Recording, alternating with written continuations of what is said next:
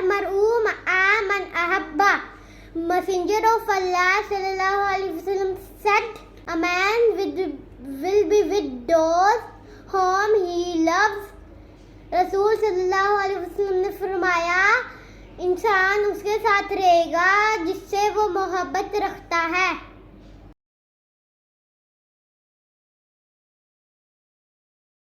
बिस्मिल्लाहिर्रहमानिर्रहीम। अस्सलाम वालेकुम।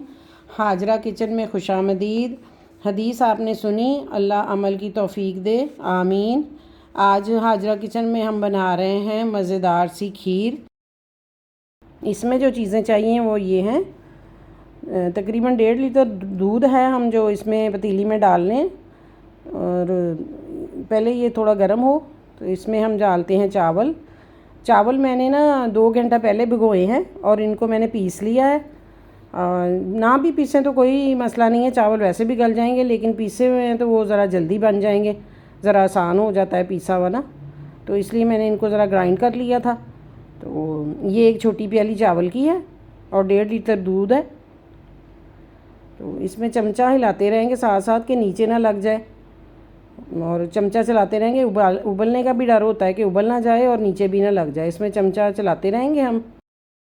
खीर हमारा जो है वो रिवायती मीठा है, ये अपने अपने तरीके से हर घर में बनाई जाती है। ये बेसिक तरीका है जैसे मैं बना रही हूँ, आप इसमें वेरिएशन कर सकती हैं। खोया भी डाला जाता है इसमें और खुश्क दूध भी डाला जाता है, लेकिन उससे ज़रा थोड़ा हैवी हो जाती है। अब ये आपके घर वालों पे डिपेंड है कि वो किस तरह की पसंद करते हैं, उसमें ये चीज़ें तो सारी डाली जा सकती हैं। अब ये चावल ज़रा थोड़े फूल गए, चावलों का दाना ज़रा फूला है और फिर पकना शुरू हो गई है। अब ये पकेगी मज़ीद तकरीबन आधा पौना घंटा। ये जब पकती है तो फिर इसके छींटे भी उठते हैं, तो आप इसका आंच थोड़ी हल्की करें और चलते फिरते इसमें चमचा हिलाते रहें। चमचा हिलेगा तो फिर ये नीचे लगने का डर नहीं होगा, नीचे भी नहीं लगेगी। अगर नीचे लग जाएगी तो फिर वो खीर में स्मेल आना शुरू हो जाएगी जले हुए की, तो इसको आपने नीचे नहीं लगने देना, आपने चलते फिरते इसमें चमचा चलाते रहना है। अब हम इसमें डालेंगे इलायची दाना, ये इसके साथ पकेगी तो इसकी खुशबू इसमें रच बस जाएगी। तो ये इसको साथ ही पकाना है। अब इसको तो आंच या दरमियानी रखनी है, आंच बहुत ज़्यादा तेज़ भी ना करें और ज़्यादा हल्की भी ना करें, ताकि ये पके इसके साथ साथ। ये थोड़ा उबल रहा था तो इसकी आंच हल्की रखनी है।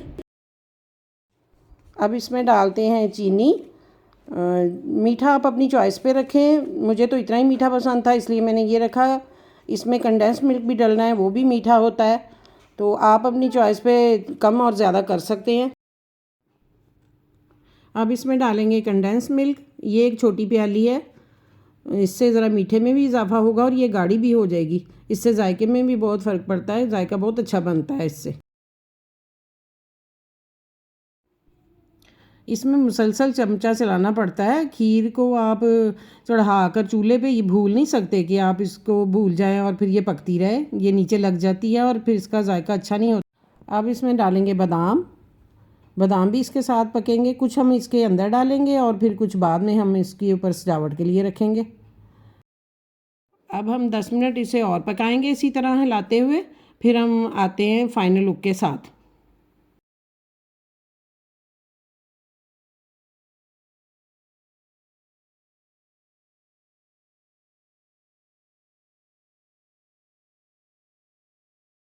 ये अब तैयार है। आप इस पे चांदी का वर्क लगाएं, चांदी के वर्क इस पे बहुत अच्छा लगता है, और इस पे ये बादाम और पिस्ते डालें। गार्निशिंग के लिए ये चीज़ें बहुत ज़रूरी हैं, तो आप भी ट्राई करें और अपना फीडबैक देना ना भूलें। लाइक करें, शेयर करें, सब्सक्राइब करें और दुआओं में याद रखें। मिलते हैं इंशाल्लाह अगली वीडियो में एक नई हदीस और एक नई अच्छी सी रेसिपी के साथ इंशाल्लाह। अल्लाह हाफिज़।